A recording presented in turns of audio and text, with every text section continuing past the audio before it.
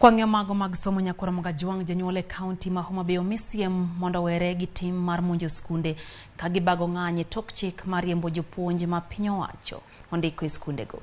Nyaka yaw skunde pacho ka dwe mar achiel higani. Moko kuom skunde mag sekondar kod mago mag primary county no osemonji gi jonyuol ka kwedo jopuonj madongo ma oter kuondego. Odiochieng' manyoro jonyuol no bago ng'anyo skund yawuoyi ma ober ka gisundo piny owacho mondo duok japuonj maduong' manoloki e skundno. Kamishna ma Homa Bay Moses Lilan kod tiend riwruok mar jopuonj kupet e kaunti no okwedo tim makamano.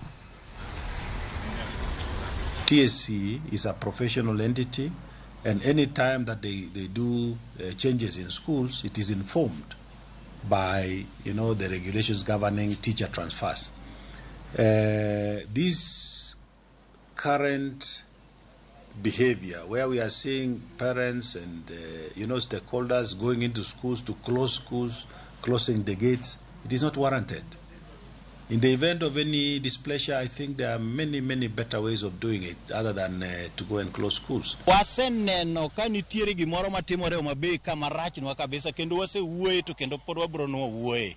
Gimoro ma jogweng' gi jonyuol moko riwore to gidhi e skul goboke to gikawo sheria lwetgi ni gidhi golo kata na jopuonj moko e skul gidhi riembo kata gidhi gone gi koko giwacho ni mondo golgi. Gino rachnwa moloyo kaka jokupet kendo wasewacho ni machiegni wabiro luongo jopuonj e ng'anyo nikech wachno. Wadwa wacho ni kadiponi ma biro dhi mbele, wan kaka jokupet wabiro golo jopuonjwa e skundego. Wabiro luongogi mondo giwe puonje e areas ma ok rit ratiche japuonj.